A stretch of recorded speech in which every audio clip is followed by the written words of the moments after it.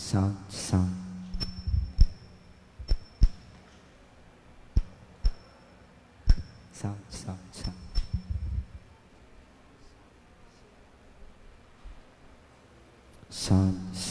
Sound. Sound check. Sound.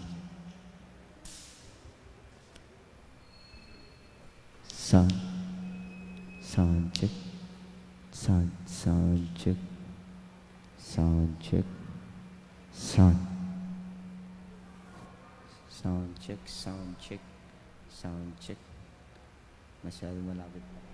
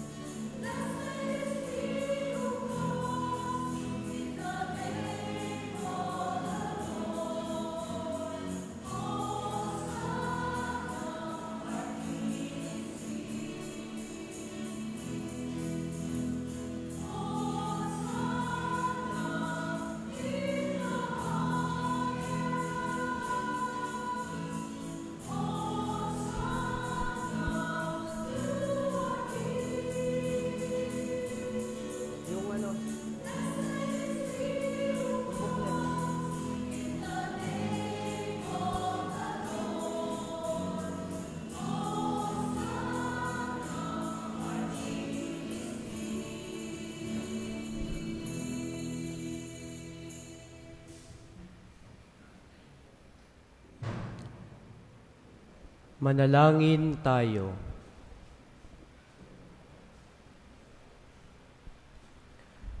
Ama naming makapangyarihan, ginawa mong halimbawang dapat tularan ang tagapagligtas naming naging di iba sa amin para ang krus namin ay akuin. Pagindapatin mong sa mga pagdiriwang ay aming kamtin ang kanyang ulirang pagkamatiisin at ang pakikisalo sa pagkabuhay niyang maningning. Sa pamamagitan niya, kasama ng Espiritu Santo, magpasawalang hanggan. Amen.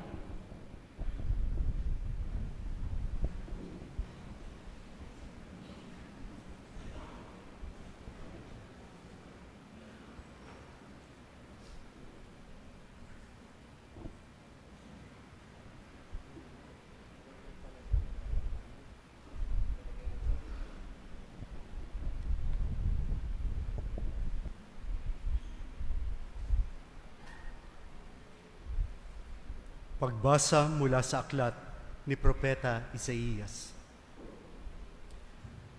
Ang makapangyarihang Panginoon ang nagturo sa akin na sasabihin ko para tulungan ang mahihina. Tuwing umagay, kanyang binubuksan ang aking pandinig. Nananabik akong malaman kung ano ang ituturo niya sa akin. Binigyan niya ako ng pangunawa. Hindi ako naghimagsik ni tumalikod sa kanya. Hindi ako tumutol nang bugbugin nila ako. Hindi ako kumibo nang ako'y kanilang insultuhin. Pinabayaan ko silang bunutin ang buhok ko't balbas. Gayon din ang lurhan nila ako sa mukha. Ang mga pagdustang ginawa nila'y di ko pinapansin. Pagkat ang makapangyarihang Panginoon ang tumutulong sa akin, handa akong magtiis ng sampaling parang bato, pagkat aking batid ng sarili ko'y di mapapahiya.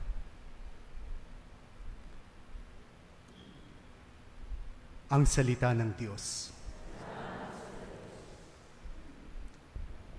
Diyos ko, bakit naman ako'y iyong pinabayaan? Diyos ko, bakit naman ako'y iyong pinabayaan? Bawat taong makikita'y umiiling, nanunukso, palibak na nagtatawa at sinasabi ang ganito. Nagtiwala siya sa Diyos, ngunit hindi siya pansin. Kung talagang minamahal, bakit hindi intindihin? Diyos ko, bakit naman ako iyong pinabayaan? May pangkat na mga buhong na sa aki pumaligid. Para akong nasa gitna niyong asong mababangis. Mga kamay ko at paay butas sa pakong matulis. Ang buto ng katawan ko ay mabibilang sa masid. Diyos ko, bakit naman ako iyong pinabayaan? Pinaghati-hati nila ang damit ko sa katawan.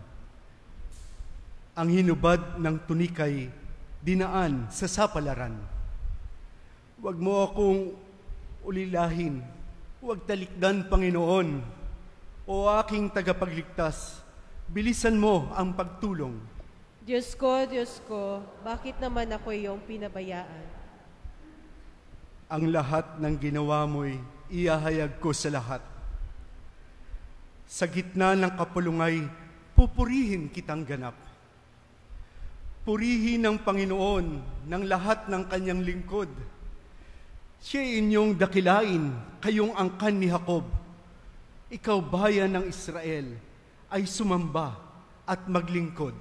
Diyos ko, bakit naman ako iyong pinabayaan?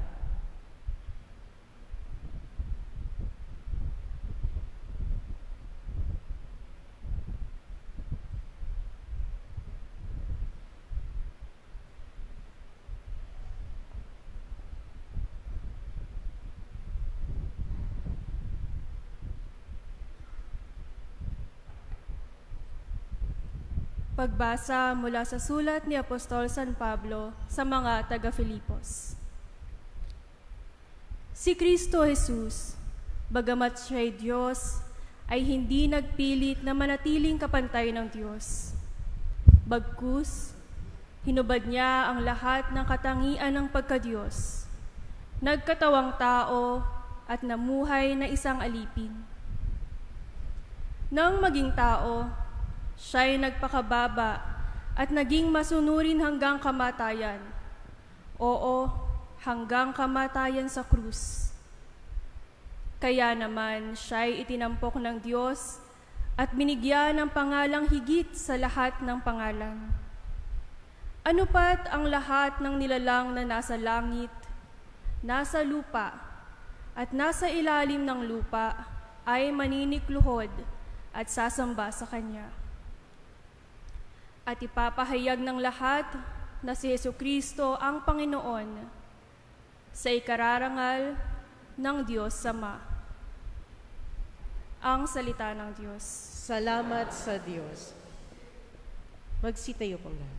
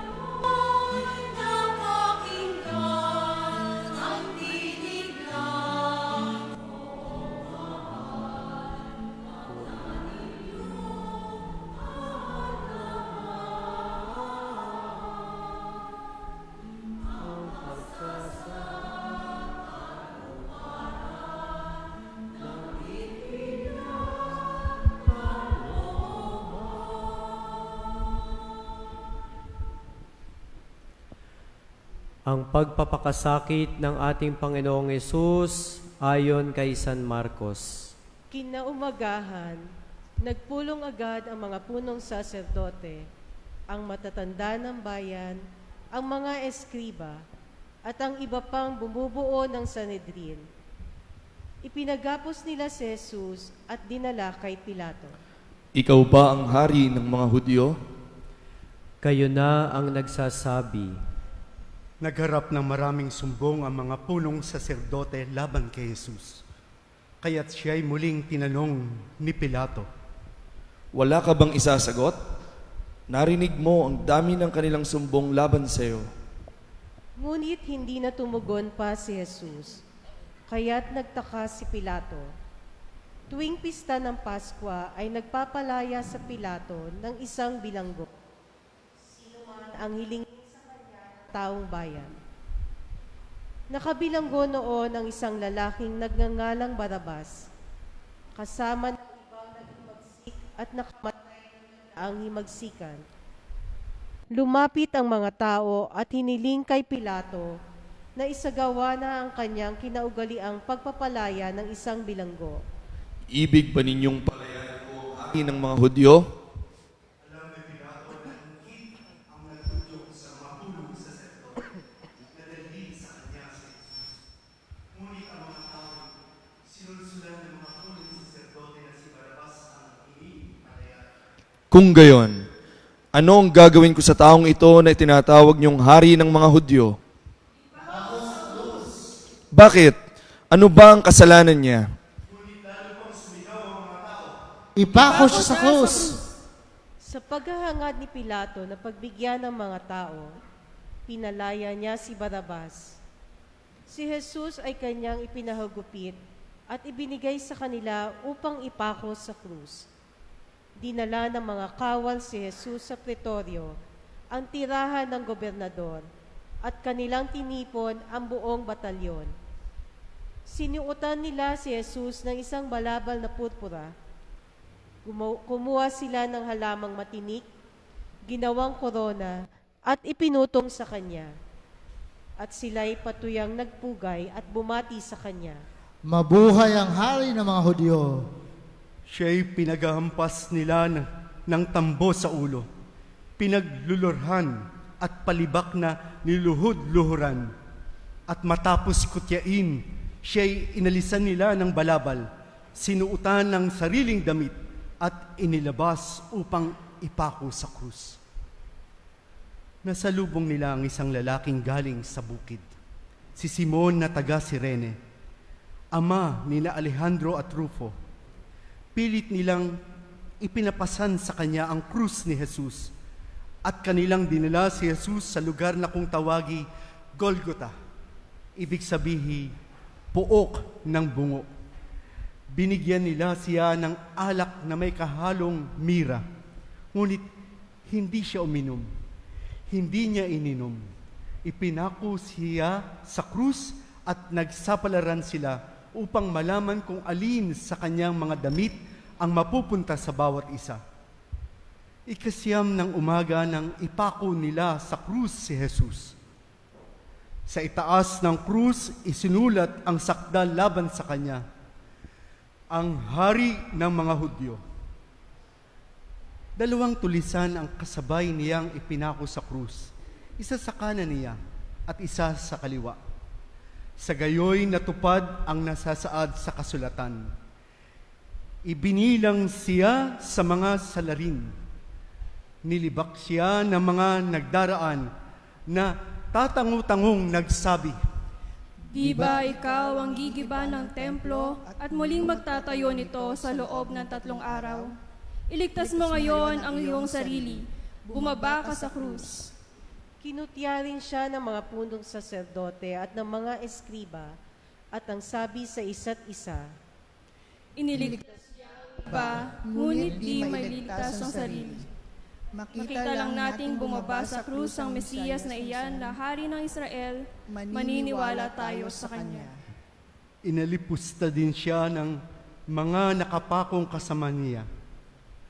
At nagdilim ang buong lupain mula sa tanghaling tapat hanggang sa 3 ng hapon. Nang mag-3 ng hapon, si Jesus ay sumigaw, Eloi, Eloi, lema sabachthani. na ang ibig sabihin, Diyos ko, bakit mo ako pinabayaan?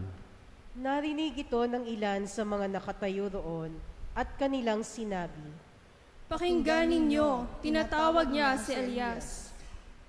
may tumakbo at kumuha ng espongha. Ito'y binasa ng maasim na alak at pagkatapos ay inilagay sa dulo ng isang tambo at ipinasipsip kay Jesus. Sabi niya, Tingnan nga natin kung darating si Elias upang ibaba siya. Sumigaw ng malakas si Jesus at nalagutan ng hininga. Magsiluhod po ang lahat.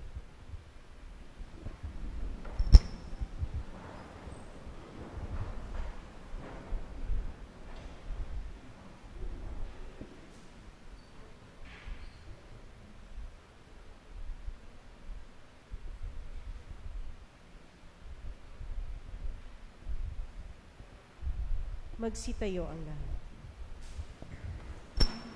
Biglang nahawak sa gitna ang tabing ng templo, mula sa itaas hanggang sa ibaba. Nakatayo sa harap ng krus ang isang kapitan ng mga kawal at kanyang nakita kung paano namatay si Jesus, kaya't sinabi niya, Tunay ngang anak ng Diyos ang taong ito.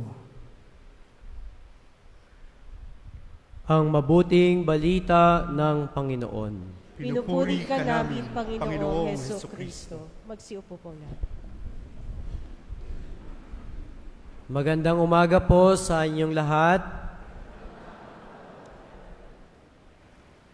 Tayo ay sumapit ng muli sa mga mahal na araw at para sa ating mga Pilipino, tulad ng Pasko, ang mga mahal na araw ay yung mga araw na ating pinananabikang ipagdiwang bilang paggunita sa pagpapakasakit, pagkamatay at muling pagkabuhay ng Panginoon.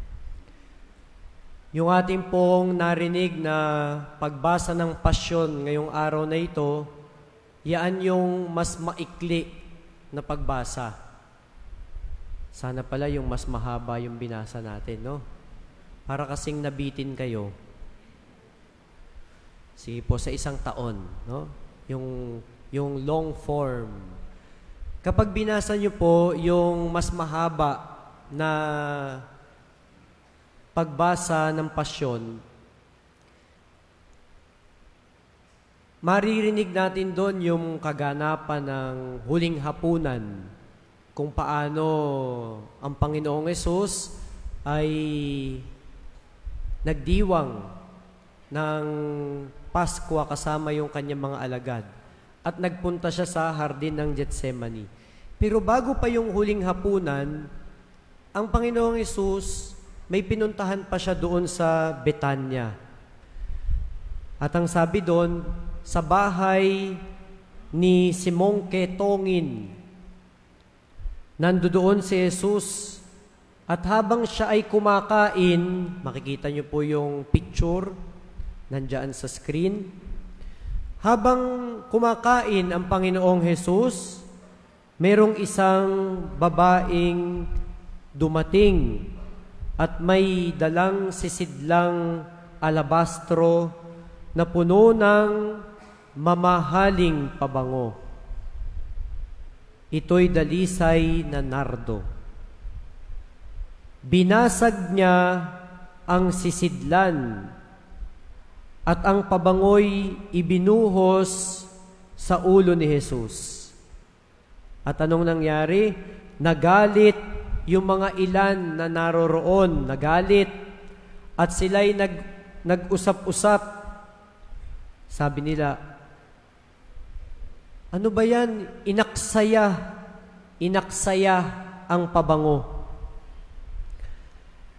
Sabi pa nila, pwedeng maipagbili sana yung pabango ng higit pa sa 300 denaryo at maibibigay sa mga mahihirap ang pinagbilhan. At sinisi nila ang babae. Pero ang sabi ni Jesus, bakit niyo siya ginugulo? Pabayaan na niyo siya, mabuti ang ginagawa niyang ito sa akin. Habang panahoy kasama ninyo ang mga mahihirap, at anumang oras na inyong ibigin, ay magagawa niyo sila ng mabuti. Ngunit ako'y hindi ninyo kasama sa habang panahon. Ginawa niya ang kanyang makakaya, hindi pa may binihusan na niya ng pabango ang aking katawan bilang paghahanda sa paglilibing sa akin. Sinasabi ko sa inyo, saan man ipangaral ang mabuting balita, mababanggit din naman ang ginawa niyang ito bilang pag-alala sa kanya. Kaya ngayon, inaalala natin siya. Gumawa ng kabutihan yung babae para sa Panginoong Hesus. Pero nagalit yung ibang nandoon. Mga kapatid, may mga pagkakataon sa buhay natin na gumagawa tayo ng mabuti. Pero kahit na anong kabutihan ng ginagawa natin, meron pa rin dyan na mga kung ano-ano ang sasabihin. Kung ano-ano ang ikakalat nila dahil hindi nila nagugustuhan yung magandang nagagawa natin. Pero ngayon, pinapaalalahanan tayo, ang mahalaga ay kung ano ang sinasabi ng Diyos tungkol sa ginagawa nating mabuti. Kaya ang sabi ng Panginoon kanina, bakit ninyo siya ginugulo? Pabayaan ninyo siya. Mabuti ang ginagawa niyang ito sa akin. Ginawa niyang kanyang makakaya. Hindi pa may binuhusan na niya ng pabango ang aking katawan bilang paghahanda sa paglilibing sa akin. Ang mas mahalaga kung ano ang sinasabi ng Diyos tungkol sa atin. Ang sabi sa Ebanghelyo, nag-alay yung babae ng mamahaling pabango. At yung sinabi doon, katumbas ng sweldo sa isang taon. Magkano po ba ang minimum wage ngayon? Nasa 500 pesos po ba? Depende sa lugar, ano? Sa Maynila, mas malaki. Siguro dito sa atin, sa Region 4, mga nasa 500. O sabihin na lang po nating 500 a day. Sa isang taon, magkano siya? 182,500 pesos. Ganyan yung halaga nung pabango na nandoon sa lalagyang binasag ng babae at ibinuhos sa ulo ng Panginoong Hesus. Gagastos po kayo ng ganyan sa pabango? 182,500?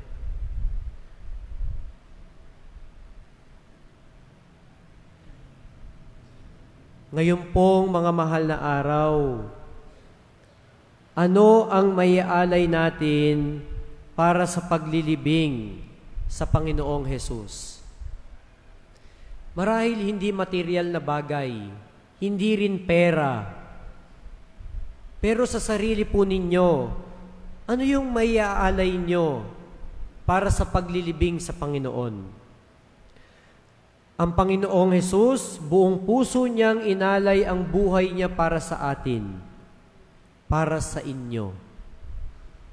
Tiniis niya yung pagkakanulo ni Judas, yung pagtatatwa ni San Pedro, ang paglikas ng iba pa niyang mga apostol, ang pagmamalupit ng mga Hudyo, ang walang katarungang paghatol ng Sanhedrin, ang mga kasinungalingang paratang sa Kanya.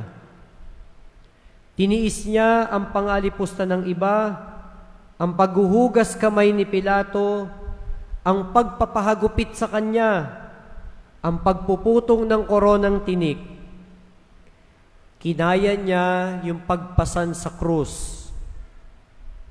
Tinanggap niya yung kahihiyan at yung sakit nang maipako sa krus. Namatay ang Panginoon para sa atin. Nagpakasakit siya para sa kaligtasan natin. Ngayong mga mahal na araw, sana po makapag-alay rin tayo ng isang napakahalagang bagay bilang pagpaparangal sa kamatayan ng Panginoong Hesus. Amen.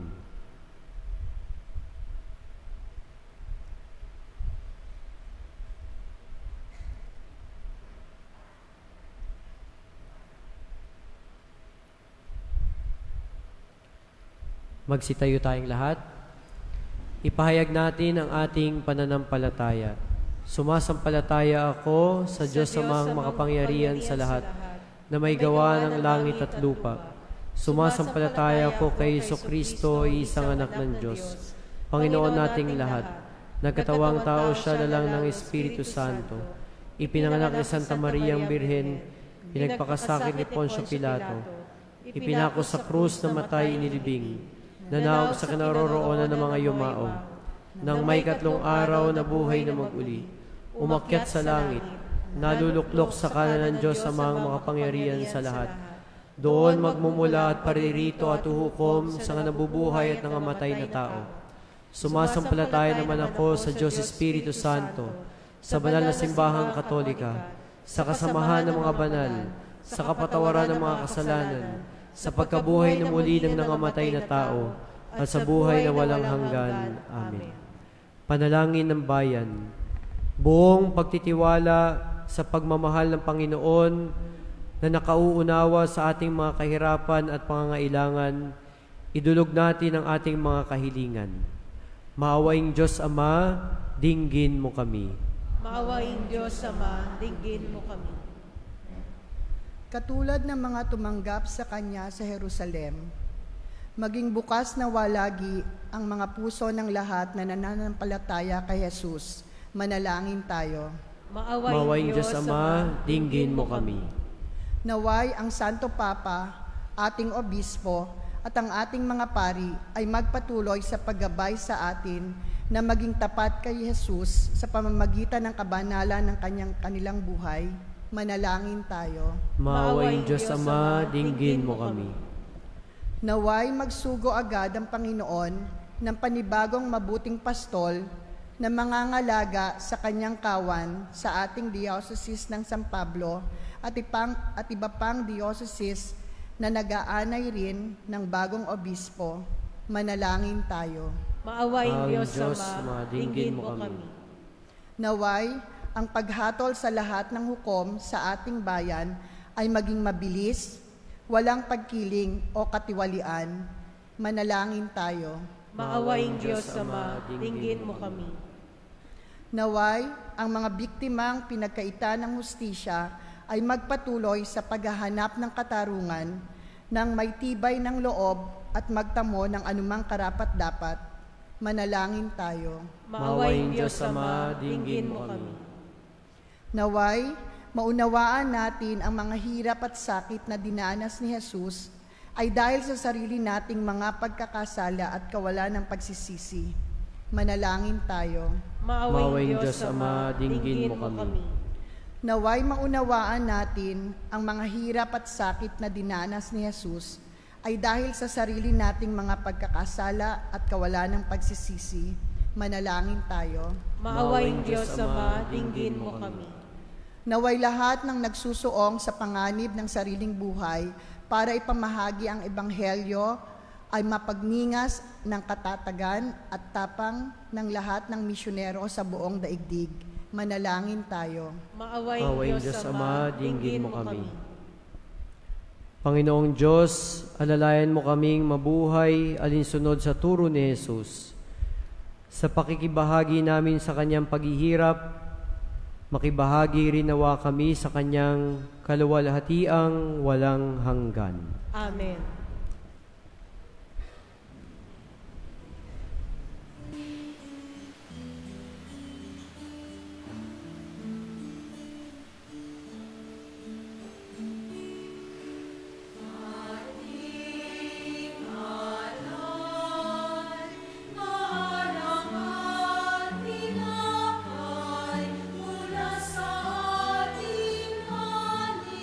Sa lupain ng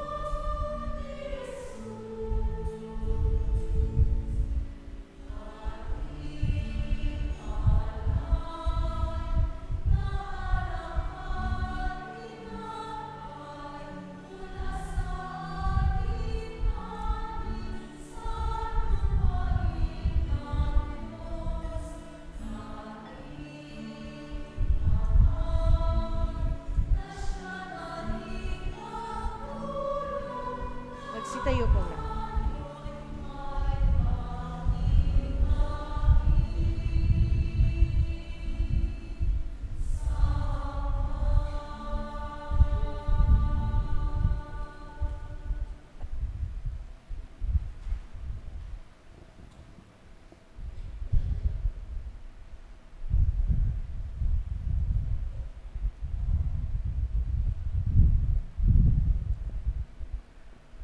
Manalangin kayo mga kapatid upang ang paghahain natin ay kalugdan ng Diyos sa mga makapangyarihan. Tanggapin nawa ng Panginoon itong paghahain sa iyong mga kamay, sa kapurihan niya at karangalan, sa ating kapakinabangan at sa buong sambayanan niyang banal. Ama naming lumikha, pakundangan sa pagpapakasakit ng iyong bugtong na anak, sumaamin nawa ang iyong pagpapaunlak na di makakamit ng tanang aming pagganap, kundi ang paghahain minsan lamang para sa lahat, na mula sa iyo'y pinakikinabangan namin at tinatanggap. Sa pamamagitan ni Jesucristo kasama ng Espiritu Santo, magpasawalang hanggan. Amen. Sumainyo ang Panginoon. At sumayo rin. Itaas sa Diyos ang inyong puso at diwa. Itinaas na namin sa Panginoon. Pasalamatan natin ang Panginoong ating Diyos. Marapat na siya'y pasalamatan. Ama naming makapangyarihan, tunay ngang marapat na ikaw ay aming pasalamatan sa pamamagitan ni Jesucristo na aming Panginoon.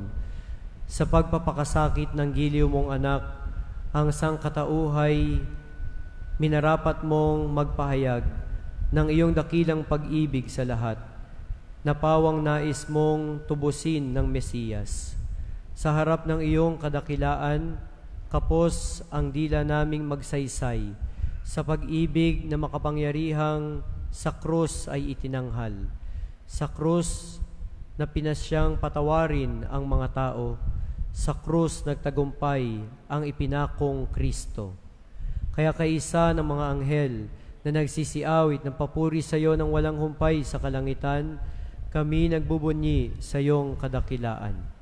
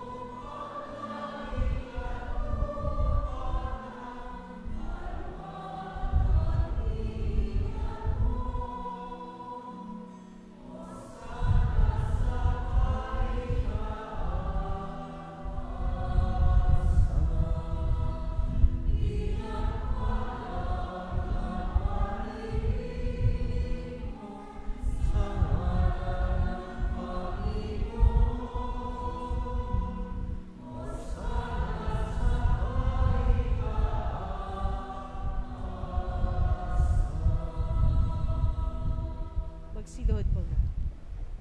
Ama naming banal, ikaw ang bukal ng tanang kabanalan. Kaya't sa pamamagitan ng iyong Espiritu, gawin mong banal ang mga kaloob na ito upang para sa amin maging katawan at dugo ng aming Panginoong Hesukristo. Bago niya pinagtiisang kusang loob na maging handog, hinawakan niya ang tinapay. Pinasalamatan kanya, pinaghati-hati niya iyon, iniabot sa kanyang mga alagad at sinabi, "Tanggapin ninyong lahat ito at kanin. Ito ang aking katawan na ihahandog para sa inyo."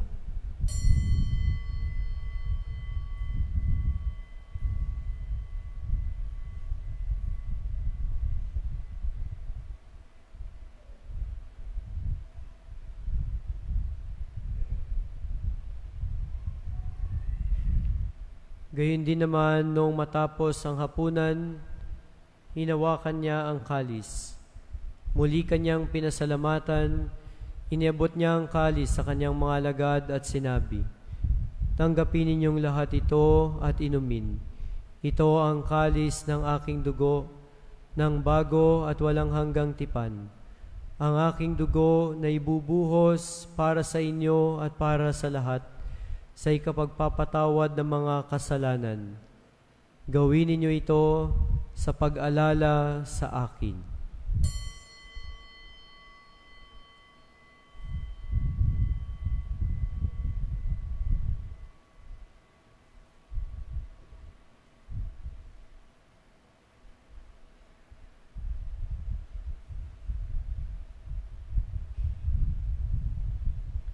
Ipagbunyi natin ang misteryo ng pananampalataya.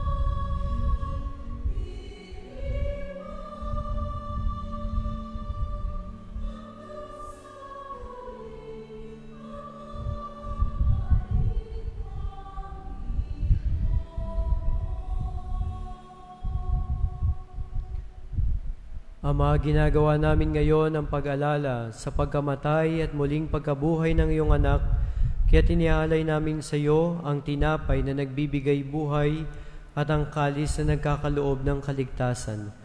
Kami nagpapasalamat dahil kami yung minarapat na tumayo sa harap mo para maglingkod sa iyo. Isinasamo namin kami magsasalo-salo sa katawan at dugo ni Kristo ay mabuklod sa pagkakaisa sa pamamagitan ng Espiritu Santo. Ama, lingapin mo ang iyong simbahang laganap sa buong daigdig. Puspusin mo kami sa pag-ibig, kaysa ni Francisco, naming Santo Papa, at ni Milo Hubert, naming tagapangasiwa, at ng Tanang Kaparian. Alalahanin mo rin ang mga kapatid naming nahimlay, nang may pag-asang sila'y muling mabubuhay, gayon din ang lahat ng mga pumanaw. Kaawaan mo sila at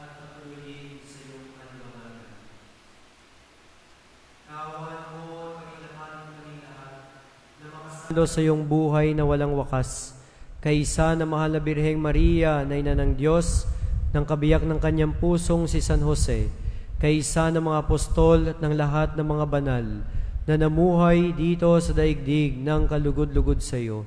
May pagdiwang nawa namin ang pagpupuri sa ikararangal mo sa pamamagitan ng iyong anak na aming Panginoong Hesukristo.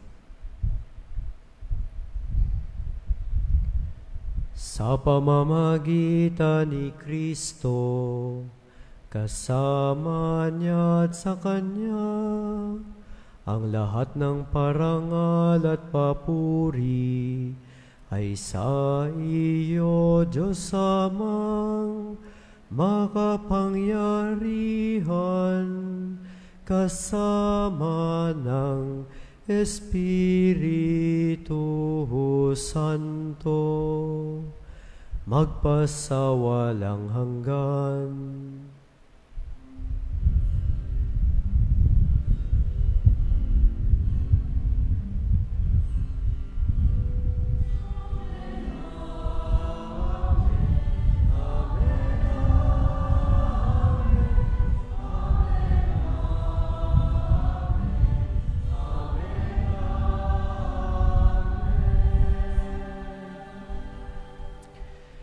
Sa tagubilin ng mga nakagagaling na utos sa turo ni Jesus na Panginoon natin at Diyos, ipahayag natin ng lakas loob.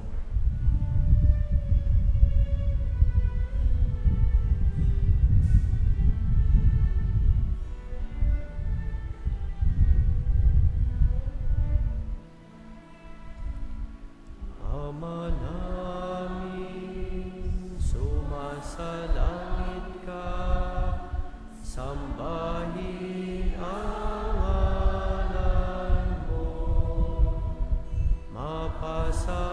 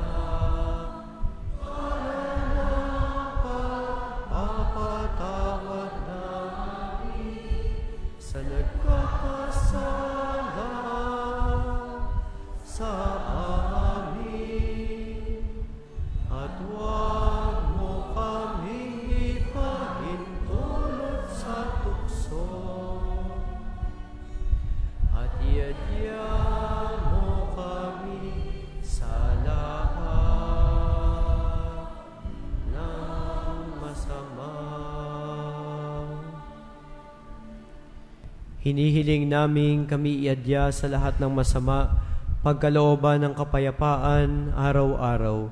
Iligtas sa kasalanan at ilayo sa lahat ng kapahamakan, samantalang aming pinananabikan ang dakilang araw ng pagpapahayag ng tagapagligtas naming si Hesus Kristo.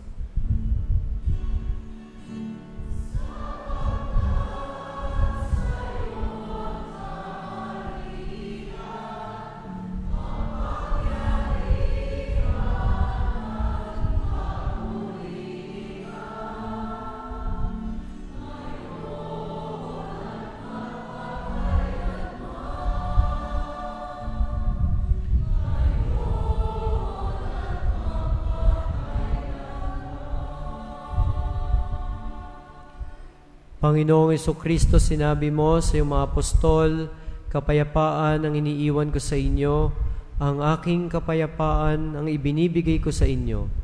Tunghayan mo ang aming pananampalataya at huwag ang aming mga pagkakasala. Pagkalooban mo kami ng kapayapaan at pagkakaisa ayon sa iyong kalooban kasama ng Espiritu Santo, magpasawalang hanggan. Amen. Ang kapayapaan ng Panginoon ay laging sumainyo. At sumayo rin. Magbigayan tayo ng kapayapaan sa isa't isa.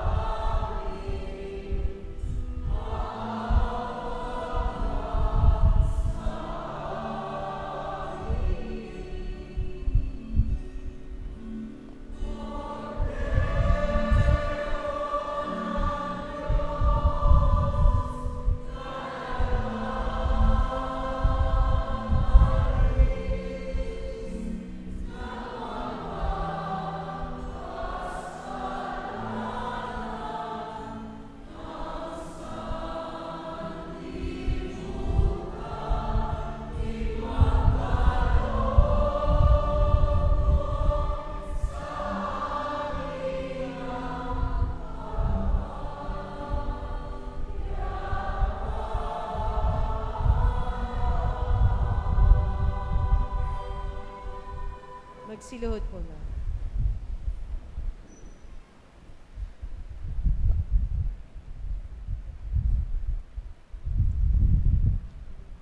Ito ang kordero ng Diyos. Ito ang nag-aalis ng mga kasalanan ng sanlibutan. Mapalad ang mga inaanyayahan sa kanyang piging. Panginoon, hindi ako karapat-dapat na magpatuloy sa iyo, ngunit sa isang salita mo lamang ay gagaling na ako.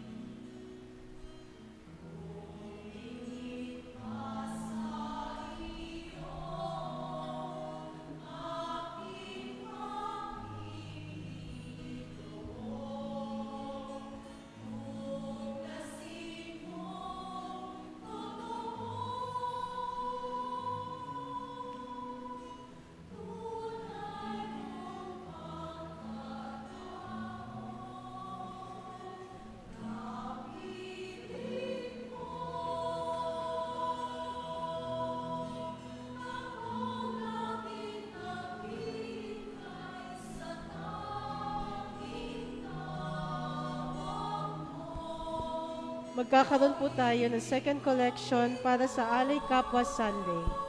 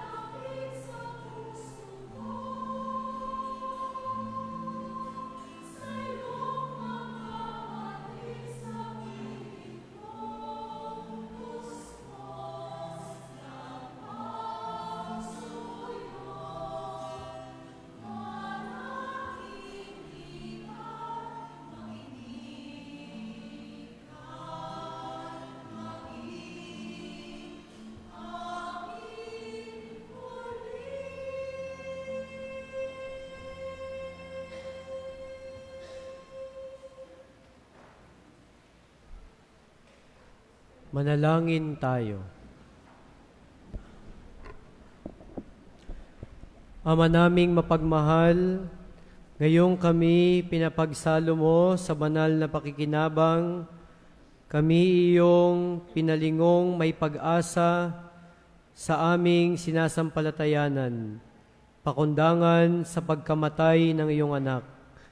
Gawin mong kami makarating sa aming paroroonan, pakundangan sa kanyang muling pagkabuhay, bilang tagapamagitan, kasama ng Espiritu Santo, magpasawalang hanggan. Amen. Magsiupo po ang lahat para sa ilang paalaala. Ang second collection po natin ay para sa Alay Kapwa Sunday. Nakapaskil po sa labas ng ating gate at nakapost po sa Facebook page ng Shrine ang mga schedule para sa darating na mahal na araw.